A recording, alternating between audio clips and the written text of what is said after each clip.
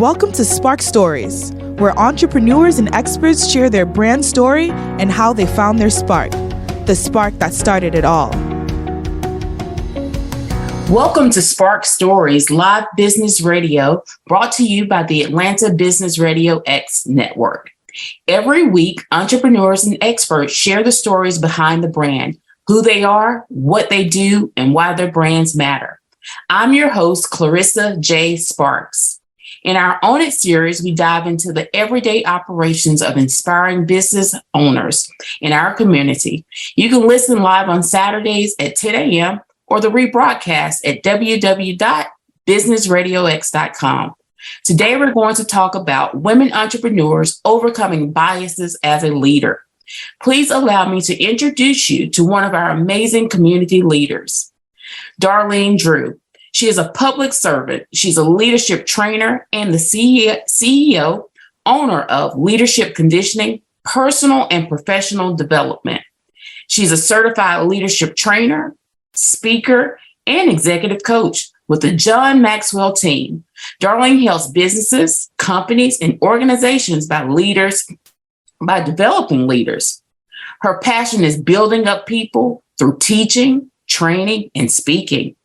Her guiding life and leadership principle is don't teach what you don't know, don't lead where you won't go, and don't ask for what you won't give. Lead well. Darlene has been a public servant throughout employment in the law enforcement, which began as a correctional officer, where she was initially told, "You'll never make it," have decided to make it. She continued her career path with a focus on making the field better for her staff and inmates. Throughout it, she was asked interesting questions, some of which were, "Are you here? Why are you here? What should we call you? Why do you do it?" These were learning and teachable moments from Darlene's perspective. Darlene, you've taken the steps to launch your company and braving the world through entrepreneurship and as a leader. I have 3 questions for you today. Please tell our listeners who you are, what you do, and why your brand matters. Welcome, Darlene. Thank you, Clarissa. I am excited to be here with you today and to be a participant in what you do, one of the many things that you do in your service to the community. So to answer your first question, who I am, and I appreciate the introduction. My name is Darlene, as you shared, and I when I introduce myself, I go back to my early beginnings. There would be no me if it were not for my parents. So I am the product of a large family. It is 11 of us. I'm the youngest of 11 children, and I grew up on the south side of Chicago. My parents were my first examples of all things good, quite frankly. My dad worked 2 jobs most of his life. And that's what I saw. That was my example of 2 things. One, leadership, and the other, hard work, that anything that you want to have, you've got to be willing to work for it. And both my parents did that. My mom was a stay-at-home mother, and she was the boss of our house. I mean, most are, right? She was absolutely the boss. You know, we're all familiar with the acronym CEO. As I grew up and learned about leadership, I said, my mom was the COE, and that means she was chief of everything else in our house. She pretty much called the shots. And so those are my early beginnings. And throughout life, you know, I moved around, I went to college, and I met my husband. We've been married now 16 years, met him at a conference, and I knew that day, and I'll say this because I am not a romantic. I'm not a person, I'm not saying that love at first sight doesn't happen, but when I met my husband, not in that moment, but that night, because I journal, I wrote in my journal, "Wow, God, you've introduced me to my husband." Wow. And that's who I am. I've worked in the federal government, as you said, for 32 and a half years. Met him at a conference that was held by that organization. And I believe that I have done exactly what I'm supposed to do from a spiritual perspective, that I've been in the right place at the right time. It hasn't necessarily been an easy road, but that's who I am. Oscar Jr.'s baby girl, the wife of Darlene Drew, and a humble servant that is committed to serving my community. And I believe that that's the way that we can all make the most difference in the world. Well, thank you for making a difference. And then you give us some who are still single and unmarried a little hope that if we're in the right place at the right time, we may bump into who's supposed to be on the journey with us. Absolutely. So good deal. Absolutely. So tell us a little bit about your role in the correction as a correctional officer in your career path. Okay. Yes, what a path that was, and how that happened is a very, very interesting thing because, sometimes in life, particularly when we're young and even as we mature in life, but when I was young, my desire was ultimately to be a lawyer. Now, I've shared with you before that wasn't initially it. I grew up in Chicago. Soul Train was everything. I was that girl, loved to dance. I was going to be a Soul Train dancer. Didn't have the skill enough to make a living out of it. Wanted to be a teacher. Most of us are highly impacted by good teachers when we have good teachers. And so I had a series of good teachers who I admired, and one in particular, have to give a shout out to Mrs. Little, who's long gone, but she was my first example of the possibilities for us kids, that there were so many things that we could do. So moving forward, I ultimately realized what I really wanted to do was to be a lawyer. And a lot of that had to do with my community. I saw a lot of people who looked like my brothers. There were oftentimes with cuffs on them. And I had a curiosity and a yearning for the political system and the criminal justice system. And I decided, the criminal justice system would be where I would really want to put my focus. I started out in college majoring in poli-sci, and then I changed it to criminal justice, still with the intent on being a lawyer. The shorter part of that is none of my siblings had gone to college. And none of them really thought that was a possibility. Whereas, when you're younger, you just kind of believe, well, maybe I can do that and I can do that. So I really didn't let the financial tight situation that we grew up in keep me from dreaming that I would go to college. And so I did, and graduated with plans on being a lawyer. I'm going to change the community. I'm going to help people who are underrepresented in the community and afford them the opportunity to excellent counsel. So after I graduated from college, guess what? Another reality set in, and it was money. And money. Money. And I just, didn't want my parents, when you have just great parents who will do just about anything for you, I didn't want my parents to go through the financial strain of putting me through law school. Even though they were ready to do it, my siblings were ready to throw in their nickels and pennies, whatever it took.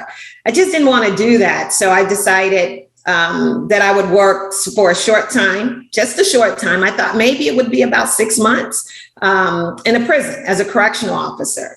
And that's what I did. Now, I can't say that my family was like, yay, we're so happy. They were not. They were absolutely not. Look, they had a whole situation to keep me from working in that prison. So, when your dad calls your grandmother and says that his youngest child, who he thought he really had a handle on, has lost her mind. She wants to work in a prison.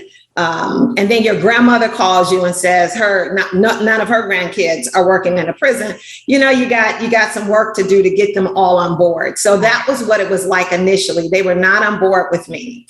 So how did you navigate through that? Because I think a lot of times as entrepreneurs and as women leaders, we have a support system, but there's still a little apprehension about supporting us in the way that we need support.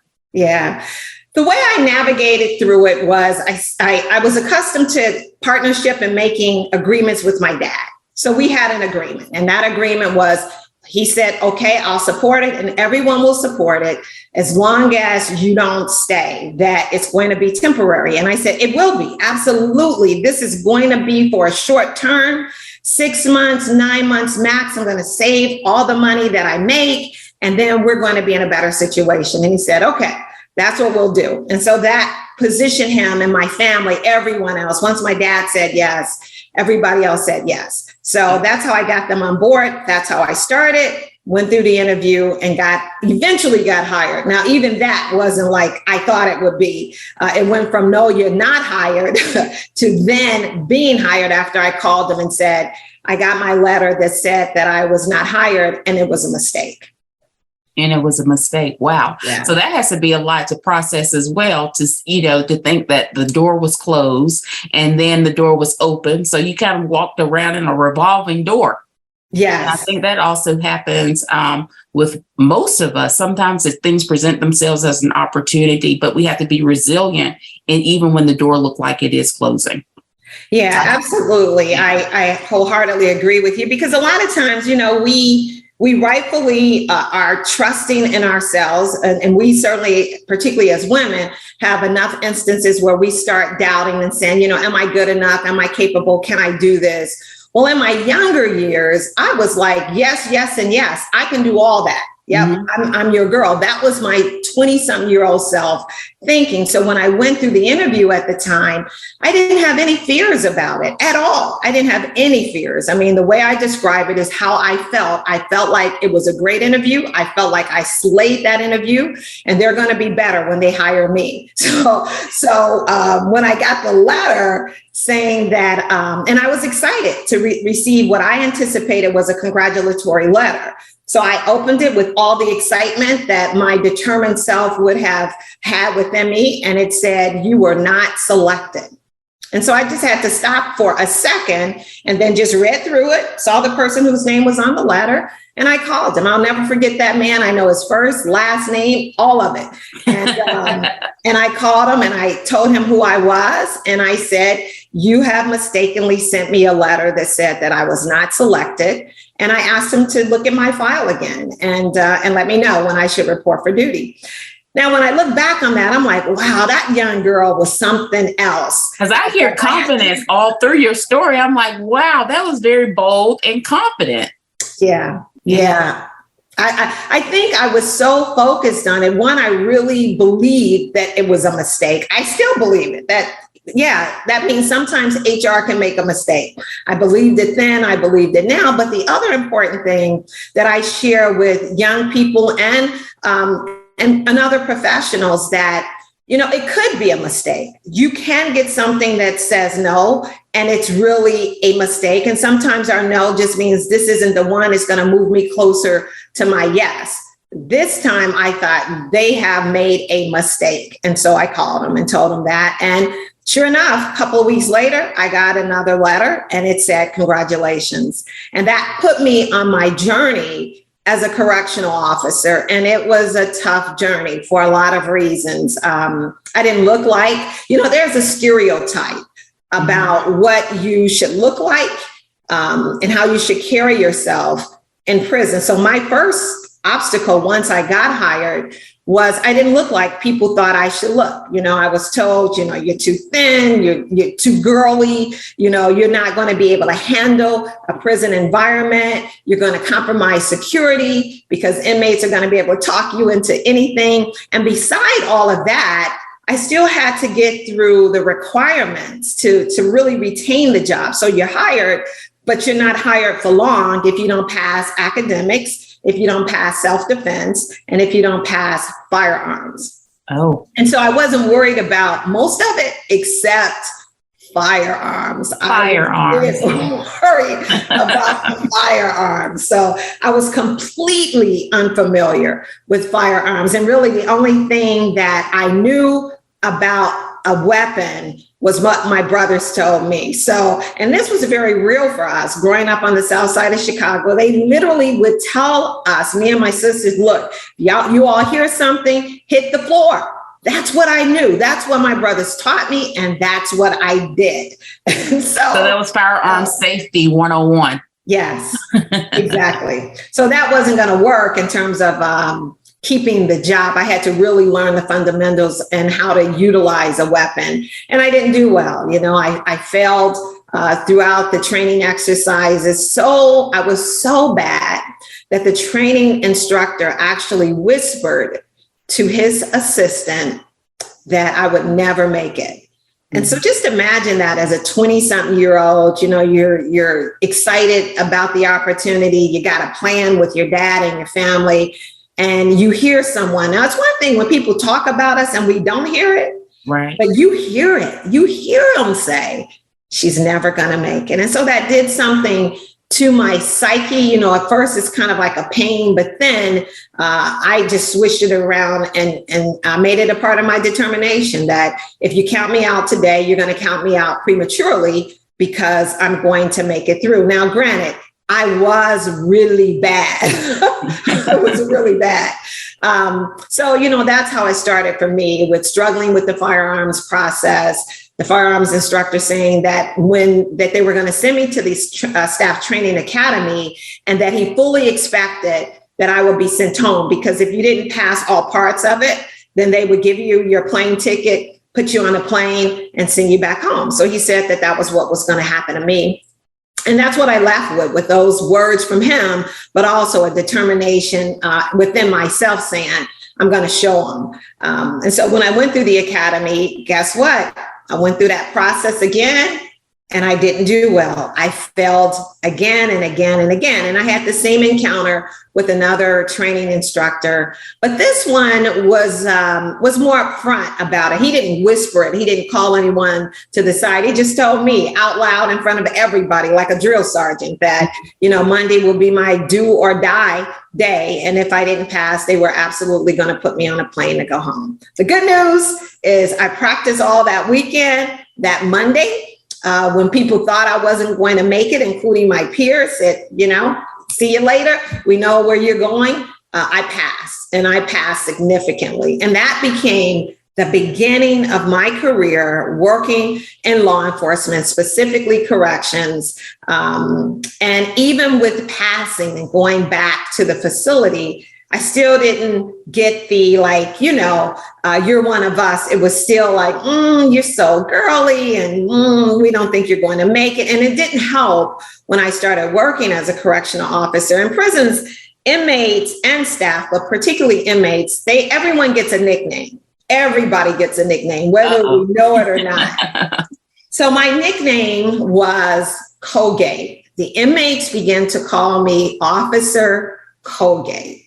Because I smiled a lot. That's nice. Very fitting. Very fitting. Yeah. So that was the beginning of it. And I actually, to the nickname part, I was in trouble for that. I was actually relieved of my post. The lieutenants had another officer come to my housing unit and tell me that he was relieving me, that I was relieved of it, and to go see the lieutenant. I went to see the lieutenant, and he said, we can't have officers that smile all the time. You're not going to make it in this career, being the officer that smiles. But he miscalculated, because I proceeded to get promoted from correctional officer over that time period to various levels of increased responsibility, to ultimately to assume 3 assignments as a warden. So I think it's fair to say that was a miscalculation. A miscalculation. I love your confidence. I love your spirit. I love your Colgate smile. And you definitely overcome a lot of biases early on in your career. And I think, like I said, because of your confidence, I think that is a characteristic that a lot of entrepreneurs and leaders should possess in order to continue on the path of success. So again, how do you find that inner confidence when everyone is telling you no, they're counting you out, and they're talking behind your back, and they're talking in front of your face? Again, what's that inner drive?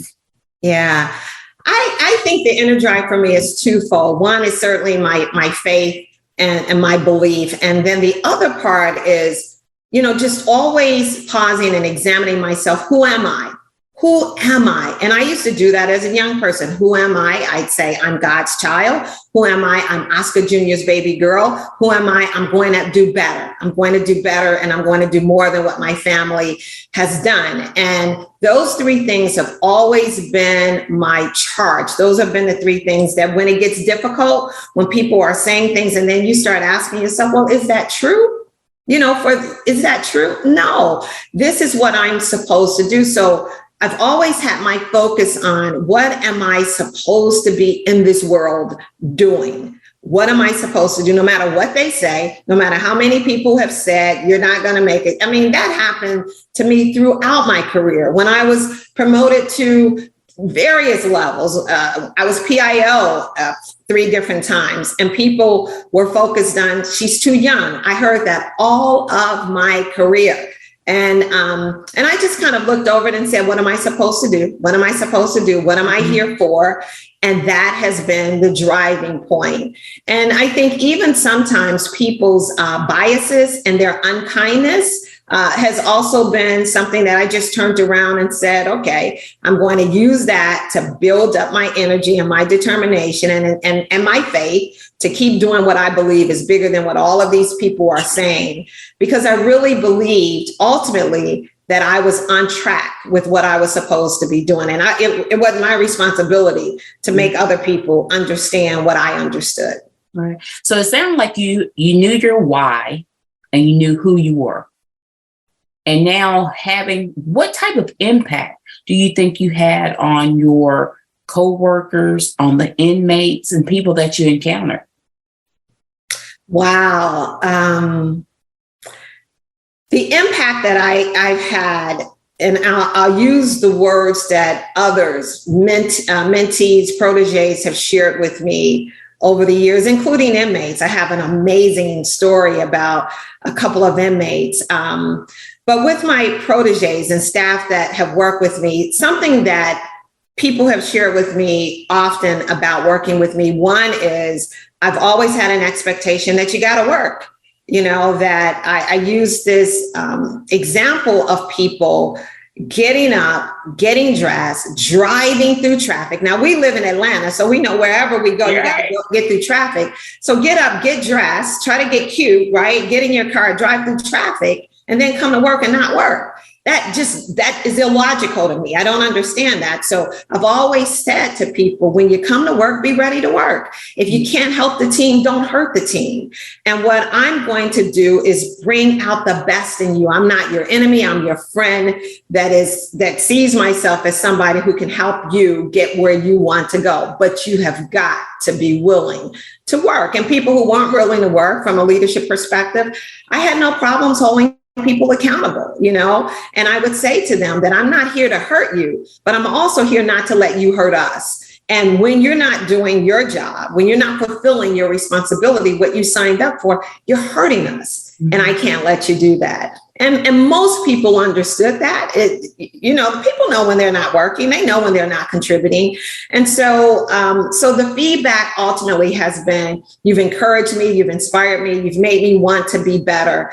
And oftentimes doing the very things that sometimes people say, I can't believe she wants me to do this. And then you find yourself doing it because as you mature in life, realizing that, wow, this is really good for me. So that's what I hear a lot from the staff end. From the inmates, one of the most endearing, powerful inmate stories I have came after I retired, right? And I got a message from a person on LinkedIn whom I did not know. Mm-hmm. And he told me that he was writing to say thank you to me because his employee that works, an employee that worked for him was his star employee that was just doing great work. And this person told him, he asked the employee a question: who are some of the people who have made the most strongest impact on you? Who are those people? And so the employee started naming the people. And one of the persons that he named was me. And he said, this warden, I was in a prison where she was the warden. And the things that she would do with the population, something as simple as she would do housing unit inspections and check out our cells. Mm-hmm. And she would go in the cell, we would step out, and she would notice everything. And one of the things she noticed was a word that I would put on the wall. And every day she would challenge me about, what does that word mean? What am I going to do with that word? And the inmates shared that that motivated him to put more words and more words, knowing that I'm going to look at it and I'm going to ask him and we're going to have a conversation about it. Well, that individual is out of prison. Obviously, he worked for this man, was doing a great job working for him, just got his master's degree, Wow. Has been in a couple of my trainings and put his son in one of my trainings. And now he's working on his doctorate. So, that's just one of those stories that it's just a confirmation of what we're doing when we know that it's what we're supposed to do and when we know that it's bigger than us. And that's very important too. Again, it's just all the evolution in the journey and the people along the way. I think a very important part of leadership is impact. And again, bringing who you are into your organization and into the environment. And I think that it just propels you to where you're supposed to be. And it's good. So I know, fast forwarding, you've now been in the correctional system as various leadership roles. I think you're probably at retirement. How did you transition from retirement into the world of entrepreneurship? Great question. The way I did it, actually, when I was working in corrections, and of course, obviously your viewers will hear that, I thought she was going to go to law school. Well, that changed because I realized that my place was to stay working in the prison setting. And one of the things that's always been a major part of me is growth. Learning. I love learning. And as I would learn, I would teach. From the time I was a little kid, didn't know much. So if I knew my ABCs, I try to teach other kids and they would actually listen to me. So with that energy and that passion for growth and learning myself and teaching other people, I was the warden that sometimes staff and inmates would ask me, are you the warden or are you the teacher? Are you the trainer? And I would say, I am both. So I knew that when I completed my career with the federal prison system, that I would be teaching, training people somewhere. That was a given. I knew that I would be doing that because that is what I'm called and purposed to do. That's what I can do best for people in terms of contributing to their growth. What I didn't know was where I would be doing it, whether I would be in an academic environment, because I love school, I love the academic arena, or if I would start my own business. So really, it happened pretty just naturally. I was having a conversation with my husband, who's an old former athlete, right? And I was talking, he was talking about athleticism. I'm talking about personal growth. And I had questions about athletes because I always had a bias in college. I thought they got a pass. Right. And he was explaining to me that they didn't. And he was talking about what it takes to be fit from a physical perspective. And I said, well, that's it. It requires fitness from a leadership perspective. And that's how it all came together, that I would start my own business as an entrepreneur. And I would call it leadership conditioning, based on the belief that you have to be fit in order to effectively lead. And that's where the idea started. And after I retired, I went through the process of, applying for my LLC and getting my business formalized. I like that story. And I love the analogy, because we do have to be physically fit, mentally fit. And it's a conditioning process. How dealing with that? What is that balance like? Taking care of yourself physically and mentally as an entrepreneur? Yeah. We all know who are in this entrepreneurship lane. It's a lot of work, right? It's a lot of work. A lot of work. So the good news is, working where I previously worked, it was a lot of work. It was a lot of work, and it felt like a lot of work. There's a little bit difference here in that I'm not worried about whether everybody's secure at night in their cells and all of that kind of stuff, but it's still a lot of work. And so where I get my peace is I'm an early morning riser. I like to get up early when no one else is getting up, although I have a spouse who tries to get, I'm like, no, I need this time. I need this time. And so I've always gone through a process of having that quietness in the morning because I need it. I really need it in order to do everything else. And what I would say to people, what works for me, and I realize we're all different, is whatever it is for you that you know that you need to do everything else. It's just like our cars, right? Our car can't get us anywhere unless we fill it up with gas. I know that I can't offer content to people if I don't get up and get what I need to get me going. And so I have to take care of me going through that process, my prayer, my meditation, my grateful journal, and my regular journal where I write, this is what I learned, this is what I messed up on, this is what I'm going to do better, this is what I want to happen today, and that type of thing. It just really keeps me grounded. And then from that, then I go into the other things, the whole putting together content or preparing for a speaking engagement, all of that I put in the middle. And then it's the exercise, the physical exercise. Now, again, I have a spouse who enjoys working out 2 times a day. I'm not that girl. I do it simply because I've had experiences with my large family of people having medical maladies. And so I've always known that we have to be very conscious of what we eat and what we do with our bodies. And that's what I do. That's kind of my sandwich approach to getting through the day and doing all the things that entrepreneurs requires of us, being all of these different positions until as we bring other people in. But we know that it's a lot of work, but the beauty of it, and I'm sure, Clarissa, you know this, is you're doing what you love to do. You're doing what makes you smile. You're doing what you believe can impact people, where you can make a difference, large and small.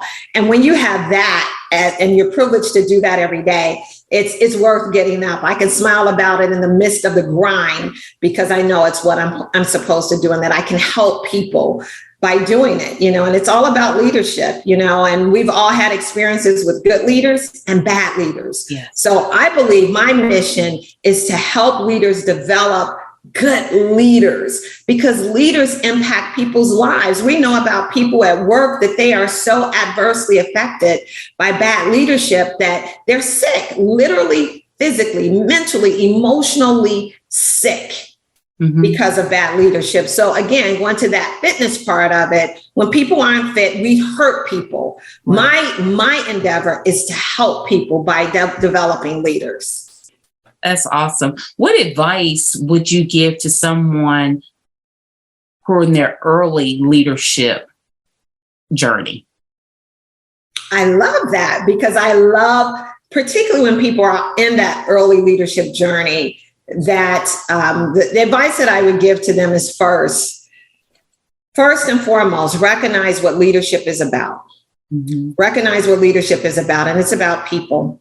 It's not about our titles. It's not about our ego. It's about people. And ask the question, what can I do to help people? Why am I here to help people? And how am I going to do that? So that's what I always say, first and foremost. And then the other thing is to stay humble. Humble yourself. Don't take yourself too seriously. If you have an ego, and most of us do, get over yourself and build relationships and nurture relationships with people. If you don't have relationships and good relationships with people, I don't care how smart you are, you're not going to be successful as a leader.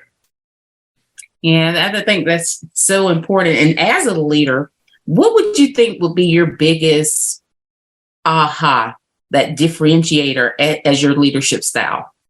I would say my aha, the differentiator is just really being myself with people, because different people, but what I saw particularly when I worked in the prison system, people start seeing you differently because you have the CEO title. They think something magically happened to you and you're no longer normal. And what I've always made it a point to do is to share with people, I grew up just like you did. I started here and I worked my way through just like you. And so the aha for me is when I approach people that way in a very real perspective, that I'm not some person that is beyond anything. I am a human being just like you, and let's deal with each other respectfully. And it's something so basic, but I think that was the aha. I would say that was the aha for me about how people start putting you in a whole different level simply because of the title. And the title is not who I am, is what I've always said and still say. The title is not who I am. That title as a warden is what I did. As an entrepreneur, it's what I do. And it's a privilege to be able to do both now. I am a person who's passionate about training. That's what I do. Well, like I said, you exude the confidence and definitely have demonstrated your leadership roles. In your leadership roles. Now, I know earlier in the interview, you mentioned that you are a lifelong learner. Yes. What books, podcasts, what fuels you now in your learning journey?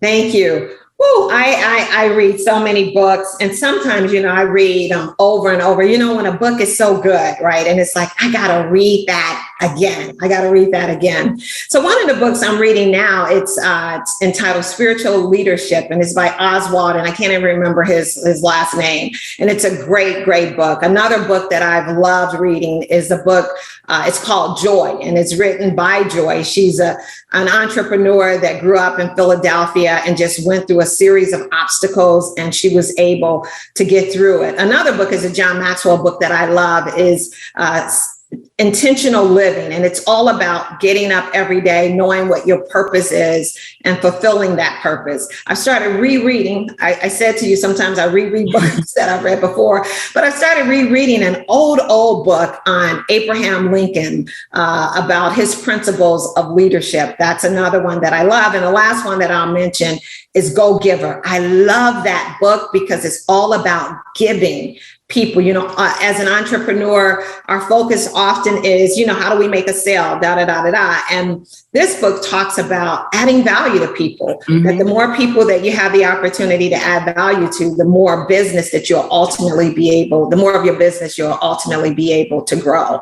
And one of my favorite podcasts is really one of my fellow peers off the Maxwell team. And her name is Nicole Simmons. And her podcast is largely about entrepreneurship, but also with a significant focus on leadership. Very good. I'm taking notes so that I can go back and pick up those books. And I think the one that stood out, you said Go Givers? Yes. Okay. Go Givers. Go Givers. Can't wait to pick that up, or at least on Audible and listen to it. Very good. Now, here at She Sparks and on Spark Stories, we're all about community. And we want to know, how can we support you as a community? Oh, thank you. I really appreciate that. And, supporting me is, one, it's very kind of you. And I would say something that I do every year at the end of the year, and I'll send this information to you. And it's a service project where I do virtually. The first time I did it was in person. And I host what's called the Undefeated Women's Leadership Circle. I invite speakers in, and it's all about encouraging, enriching, and adding value to the lives of women. So the way that the three words that to remember it is to equip, encourage, and empower women. And we do that, bringing women all across the globe. A registration will come out. It starts in November. It's a 4-series session, 2 speakers, 1 hour. It's a start on time and a hard stop. And it's all about building up women. And it's based on equipping women with tools to finish each year strong and undefeated. Doesn't mean that we don't have challenges in our lives, but we get right back up and decree that we're undefeated, and then positioning us to go into the new year ready for all that comes. So that's something that, if you share with your viewers, it's virtual, it's free, and it's going to enrich their lives. All they have to do is show up. Oh, that's really good. I can't wait to sign up. So please send that information over. Right. Sounds good. So lastly, how can we learn more about you? Are you on Facebook, Instagram? Where do you hang out? Okay. I hang out largely on LinkedIn and Facebook. I just started my Instagram account, so we won't count that because I haven't done much with it. But the major platforms for me is LinkedIn and Facebook. I regularly post on both of those platforms, on Facebook and the public page. So you don't even have to be connected to me to access me on Facebook, and then also on LinkedIn. And those are the 2 easiest ways to see what I'm doing by way of social media. And then any viewers who are interested, if I can share that, is that okay? Yeah, that's, yes. Any viewers that are interested, they can also reach me at my website, which is www.johnmaxwellgroup.com.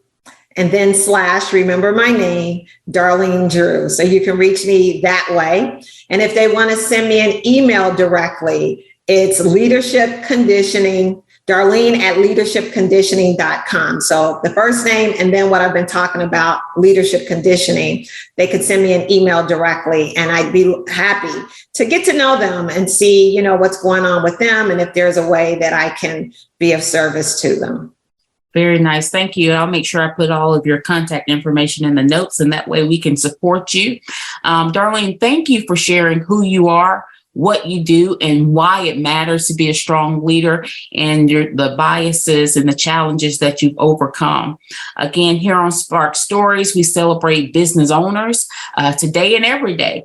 So our listeners, please remember to go out and support her and your local businesses and express support on their social media platforms. Again, thank you and have a great day. Thank you for listening to Spark Stories. If you're looking for more help in gaining focus, come check out our website where you can find episode show notes, browse our archives, and access free resources like worksheets, trainings, events, and more. It's all at www.shesparks.com.